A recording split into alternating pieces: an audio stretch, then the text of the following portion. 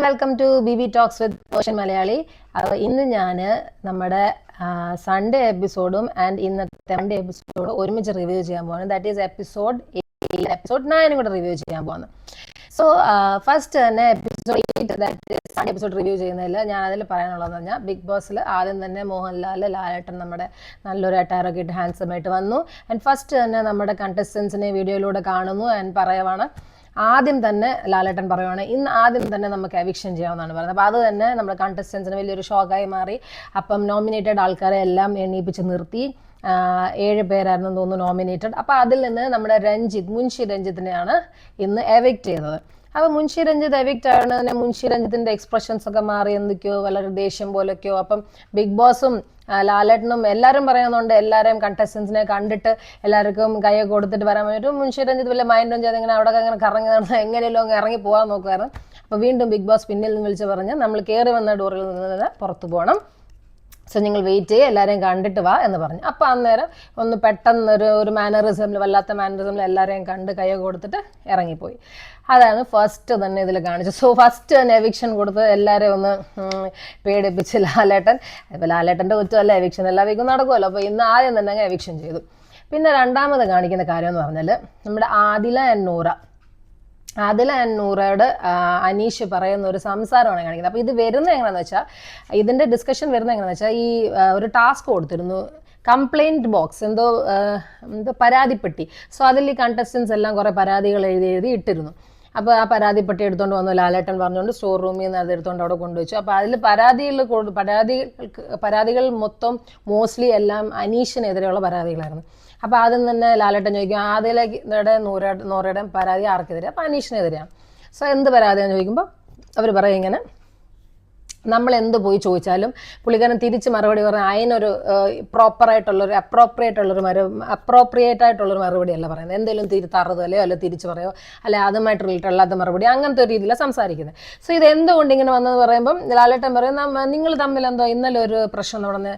അപ്പോൾ അങ്ങനെ ചോദിക്കുമ്പോൾ ലാലേട്ടൻ പറയും, ഒരു കാര്യം ഞാനൊരു ക്ലിപ്പ് കാണിക്കാം, എന്താ നിങ്ങളുടെ പ്രശ്നം എന്നുള്ളത് എനിക്കും അറിയണം, നമ്മുടെ പ്രേക്ഷകരും കാണേണ്ടതെന്ന് വെച്ചാൽ. അപ്പോൾ കാണിക്കുന്ന ക്ലിപ്പിൽ കാണിക്കുന്നതെന്ന് വെച്ചാൽ, അതിൽ നൂറ ഇങ്ങനെ ഡൈനിങ് ടേബിളിൽ ഇരിക്കുമ്പോൾ അനീഷ് അവരോട് ചോദിക്കുകയാണ്, നിങ്ങളുടെ പേരൻസുമായിട്ട് നിങ്ങൾ എന്താ സിങ്കായി പോകാത്ത, അങ്ങനത്തെ ചില പേഴ്സണൽ കാര്യങ്ങൾ ചോദിക്കുമ്പോൾ അതിലെ നൂറ, എസ്പെഷ്യലി അതിലാണ് കുറച്ച് എക്സ്പ്രസീവായിട്ട് പറയുന്നത് വെച്ചാൽ, ഞങ്ങൾ പേരൻസുമായിട്ട് ഞങ്ങൾ സിങ്കായി പോകാത്തതിന് പല കാരണങ്ങളുണ്ട്, അത് നിങ്ങളോട് പറയേണ്ട കാര്യമില്ല, അത് ഞങ്ങളുടെ പേഴ്സണൽ കാര്യങ്ങൾ, അതിങ്ങനെ എടുത്ത് ഇങ്ങനെ ഇട്ട് വിമർശിക്കല്ല കാര്യങ്ങൾ, നിങ്ങൾക്ക് ഇങ്ങനെ അറിയാം ഞങ്ങൾ എന്തൊക്കെ ഗോ ത്രൂ ചെയ്തിട്ടുണ്ട് എന്നൊക്കെ കുറേ കാര്യങ്ങളൊക്കെ പറയും.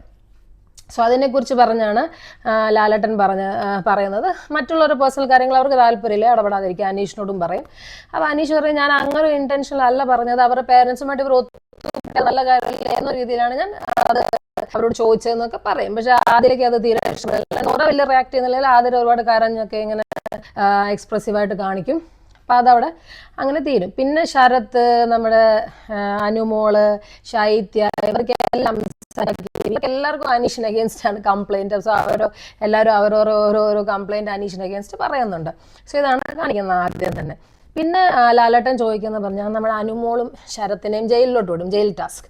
പക്ഷെ ജയിലിൽ പോയിട്ട് ഇവർക്ക് എല്ലാം ഒരു കളി പോലായിരുന്നു. അപ്പോൾ അനീഷ് വന്ന് പറയുന്നുണ്ട്, നിങ്ങളുടെ ടാസ്ക് പെട്ടെന്ന് കംപ്ലീറ്റ് ചെയ്യണം, ക്ലൈമറ്റ് ഇസ് നോട്ട് ഫേവറബിൾ, മഴ ഇടിയൊക്കെ വരുന്നുണ്ട്, അപ്പോൾ എത്രയും പെട്ടെന്ന് നിങ്ങൾ ടാസ്ക് കംപ്ലീറ്റ് ചെയ്യാന്ന് പറഞ്ഞാൽ അവരത് കേൾക്കുന്നില്ല, നിങ്ങൾ ഡ്രാഗ് ചെയ്ത് കൊണ്ടുവന്നു. അപ്പോൾ അനീഷ് ഷൗട്ട് ചെയ്യുന്നുണ്ട്, അപ്പോൾ തിരിച്ച് അനുമോള് ഷൗട്ട് ചെയ്യുന്നുണ്ട്. അപ്പോൾ അങ്ങനെ കുറേ ഡ്രാഗ് ആവുന്നുണ്ട്.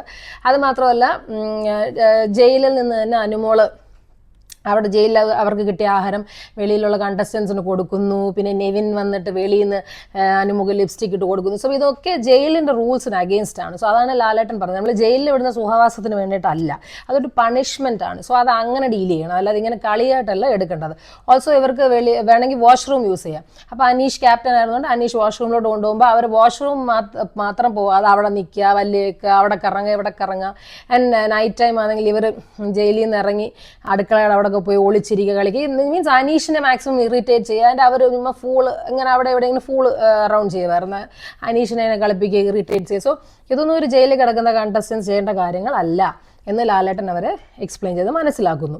അതിനുശേഷം ലാലേട്ടൻ ഈ നമ്മുടെ ഡോക്ടേഴ്സ് ഒരു കേസ് ഉണ്ടായിരുന്നല്ലോ, അനുമോള് പറയുന്നതായിട്ട് ഷാനവാസ് പറയുമല്ലോ ഡോക്ടേഴ്സ് പൈസയ്ക്ക് വേണ്ടി അത് മരുന്ന് തരുന്നത് എന്നൊക്കെയുള്ള ഒരു കേസ് ലാലേട്ടൻ വീണ്ടും എടുത്തിടും. അപ്പോൾ എല്ലാവരുടെയും എക്സ്പ്ലനേഷൻസിലൂടെ മനസ്സിലാകുന്നത് അനുമോൾ അങ്ങനെ പറഞ്ഞിട്ടില്ല, ഷാനവാസ് അങ്ങനെ ഒരു അവളെ കരയിക്കാൻ വേണ്ടിയിട്ടുള്ളൊരു രീതിയിൽ ഇങ്ങനെ പറഞ്ഞുണ്ടാക്കിയത്. പക്ഷേ എന്ത് കേസായാലും ഡോക്ടേഴ്സിനെ കുറിച്ച് ഇങ്ങനത്തെ അനാവശ്യ കാര്യങ്ങൾ ഇവിടെ വിമർശിക്കേണ്ട ആവശ്യമില്ലെന്ന് ലാലേട്ടൻ അവരെ പറഞ്ഞ് മനസ്സിലാക്കുന്നു. അതിനുശേഷം കാണിക്കുന്നത് നമ്മുടെ സ്റ്റേജിലേക്ക് നമ്മൾ രഞ്ജിത്തിനെ വിളിക്കുന്നു, എവിക്ഷനിൽ വന്ന കണ്ടസ്റ്റന്റിനെ വിളിക്കുന്നു. രഞ്ജിത്ത് സ്റ്റേജിൽ വരുന്നു. രഞ്ജിത്തിന്റെ ഫ്ലാഷ് ബാക്ക് 1 വീക്ക് മുന്നേ ഉള്ള കാര്യങ്ങളെല്ലാം ഒരു ചെറിയ വീഡിയോ ക്ലിപ്പായിട്ട് കാണിക്കുന്നു. അപ്പോൾ ഇത്രയേ ഉള്ളൂ. പിന്നെ രഞ്ജിത്ത് വീട്ടിൽ പോകുന്നു. അതിനുശേഷം പിന്നെ ലാലേട്ടനും വീട്ടിൽ പോകുന്നു. അതിനുശേഷം അപ്പോൾ ഈ ലാലേട്ടൻ്റെ എപ്പിസോഡ് ഇവിടെ ഓവർ ആവുകയാണ്. പിന്നെ എപ്പിസോഡിൻ്റെ ലാസ്റ്റിൽ കാണിക്കുന്നത് പറഞ്ഞാൽ അനീഷും ആദിലയും നൂറയും കൂടെ ഇരുന്ന് സംസാരിക്കുന്നതായിട്ടാണ്. അപ്പോൾ ആദിലയും നൂറയും അനീഷും കൂടെ ഒരു ജനറൽ കാഷ്വൽ ടോക്കായിട്ട് സംസാരിക്കുന്ന അവരുടെ പ്രശ്നങ്ങൾ സോൾവ് ചെയ്യാനാണ് നോക്കുന്നത്. പക്ഷെ എത്രത്തോളം സോൾവ് ആയെന്ന് എനിക്കറിയത്തില്ല. അപ്പോൾ അതിലെ നോറയും പറയുന്നു, നിങ്ങൾ ഗെയിം കളിച്ചോ, പക്ഷെ മറ്റുള്ളവരുടെ ഫീലിങ്സ് വെച്ച് ഗെയിം കളിക്കല്ലെന്ന് അനീഷിനോട് പറയുന്നത്. അനീഷ് പറഞ്ഞാൽ അങ്ങനെയല്ല, ഞാൻ നിങ്ങളുടെ ഒരു ഫാമിലി പ്രോബ്ലം സോൾവ് ചെയ്യണമെന്ന് വിചാരിച്ചൊരു ഇൻറ്റൻഷനിലാണ് അത് കാര്യങ്ങൾ ചോദിച്ചത്. അപ്പം അവർ പറഞ്ഞു, നിങ്ങൾ ചോദിക്കുകയല്ലായിരുന്നു, നിങ്ങൾ വിമർശിക്കുകയായിരുന്നു. അപ്പം നിങ്ങൾക്ക് എന്തെങ്കിലും ഞങ്ങളോട് ചോദിക്കണമെങ്കിൽ നേരിട്ട് ചോദിക്കാം, അല്ലാതെ ഞങ്ങൾ ഡയറക്റ്റ്ലി ഞങ്ങൾ എന്ത് വേണമെങ്കിലും ചോദിക്കാം എന്ന് ആദിലയും നോറയും പറയുന്നു. പിന്നെ ആദില പറഞ്ഞു, ഞങ്ങൾ അല്ലെങ്കിൽ ഫോറിലോട്ടൊക്കെ പോകാം,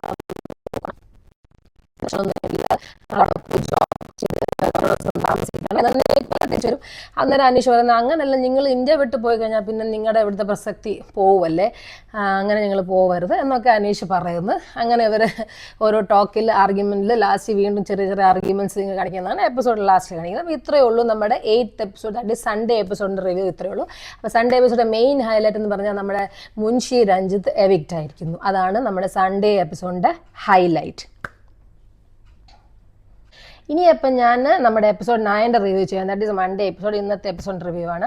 അപ്പോൾ ഇതിൽ കാണിക്കുന്ന അത് രാവിലെ തന്നെ ഇരുട്ടത്ത്, എല്ലാവരും ഉറങ്ങുന്ന സമയത്ത് ജിസൽ എന്തൊക്കെയോ ബെഡിൻ്റെ അടിയിൽ നിന്ന് അവരുടെ സൂട്ട് കേസ്, ബെഡിൻ്റെ അടിയിൽ അവർക്കൊരു സ്പേസ് ഉണ്ട്, അവിടെ നിന്ന് മേക്കപ്പ് ഒക്കെ എടുത്ത് അപ്ലൈ ചെയ്യുന്നതൊക്കെ കാണിക്കുന്നുണ്ട്.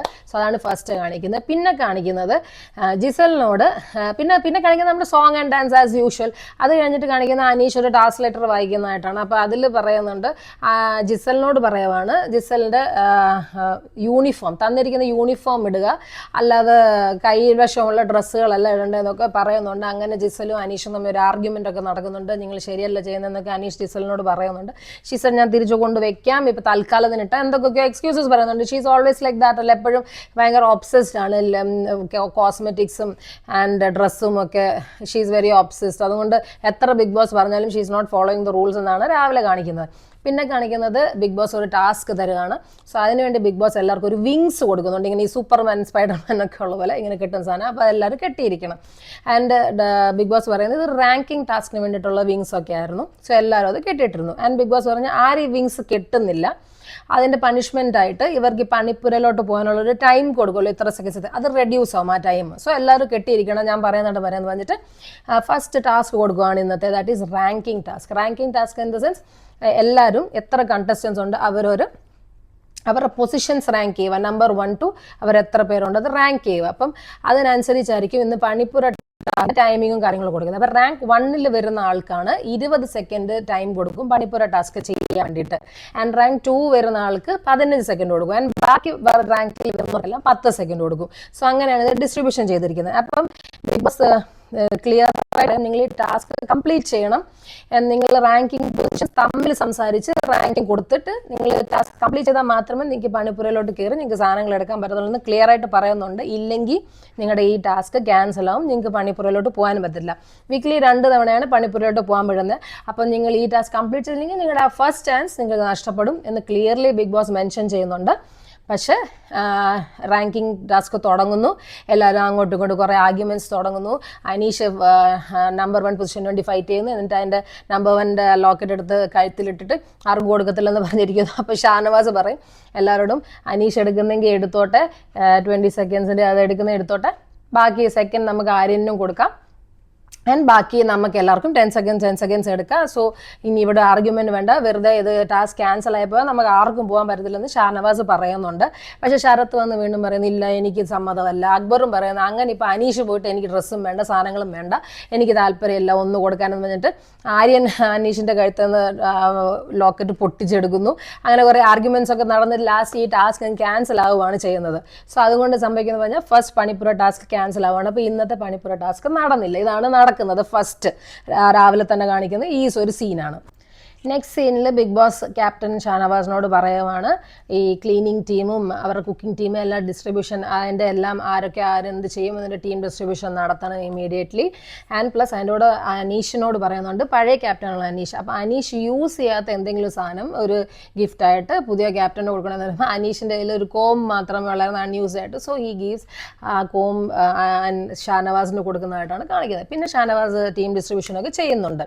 അതിനുശേഷം കാണിക്കുന്നത് എന്താണെന്ന് വെച്ചാൽ ബിഗ് ബോസ് പറയുന്നുണ്ട് നമ്മുടെ സീസൺ 7 ടെമ്പററിലി ഓൺ ഹോൾഡ് ആണ്.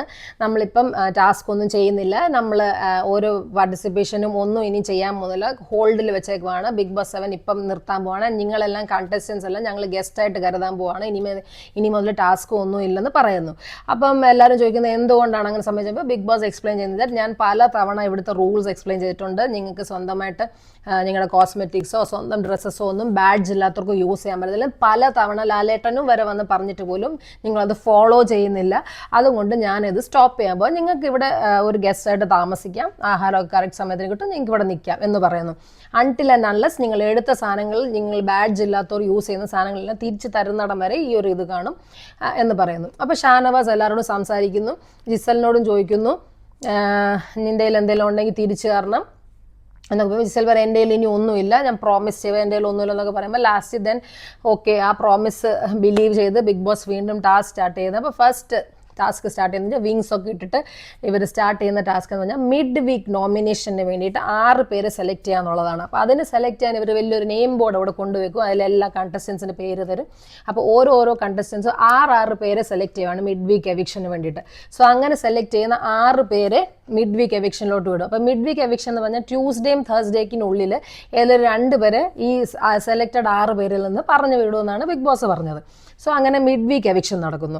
ആൻഡ് മിഡ് വീക്ക് എവിക്ഷനിൽ നോമിനേഷനിൽ വന്ന ആൾക്കാരെ നമ്മുടെ സരിക KB, കലാഭവൻ സരിക, നമ്മുടെ റെന ഫാത്തിമ, ഒനീൽ, അനീഷ് ആൻഡ് രേണു സുധി, ഇത്രയും പേരാണ് നമ്മുടെ മിഡ് വീക്ക് നോമിനേഷനിൽ വന്നത്. പിന്നെ അത് കഴിഞ്ഞിട്ട് ഇമ്മീഡിയറ്റ്ലി തന്നെ ബിഗ് ബോസ് പറയും വീക്ക്ലി നോമിനേഷനും ഉണ്ട്. അപ്പോൾ വീക്ക്ലി നോമിനേഷന് എല്ലാവരെയും നമ്മുടെ കൺഫെഷൻ റൂമിൽ വിളിച്ചിട്ട് പിന്നെ വീക്ക്ലി നോമിനേഷൻ ചെയ്യുന്നുണ്ട്.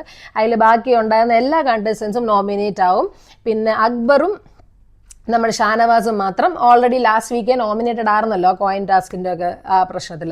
സോ അവരും നോമിനേറ്റഡ് ആണ്. ആൻഡ് ഫൈനലി ഓൺലി നോമിനേറ്റ് ആവാത്ത ഒരൊറ്റ ആളെന്ന് പറഞ്ഞാൽ നമ്മുടെ അഭിലാഷ് മാത്രമേ ഉള്ളൂ. ബാക്കി ഹോൾ ഹൗസസ് നോമിനേറ്റഡ്. ഈ നോമിനേഷൻ എല്ലാം കഴിഞ്ഞതിന് ശേഷം ബിഗ് ബോസ് പറയുന്നുണ്ട് വീട്ടിൽ എല്ലാവരും നോമിനേറ്റഡ് ആണ് എക്സെപ്റ്റ് അഭിലാഷ്. ഒരു ഡിഫറൻസിയേഷൻ കൊണ്ടുവരാൻ വേണ്ടിയിട്ട് ഈ മിഡ് വീക്ക് നോമിനേഷനിൽ വന്ന 6 പേർക്ക് കണ്ണാടികൾ കൊടുക്കുന്നുണ്ട്, ഒരു ഗോഗിൾസ്, കൂളിംഗ് ഗ്ലാസ്, ഒരു കണ്ണിൽ ഇങ്ങനെ എഴുതിയിട്ടുണ്ട് വോട്ട് ഫോർ ഇന്ന ആളെന്ന് പറഞ്ഞിട്ട്. സോ മിഡ് വീക്ക് നോമിനേഷനിൽ വന്ന ആൾ. അപ്പോൾ ഈ മിഡ് വീക്ക് നോമിനേഷൻ വന്ന 6 പേർക്ക് കണ്ണാടി കൊടുത്തിട്ടുണ്ട്.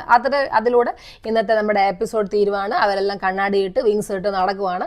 ഇനി അടുത്ത എപ്പിസോഡിലൂടെ ഞാൻ വരുന്നതായിരിക്കും.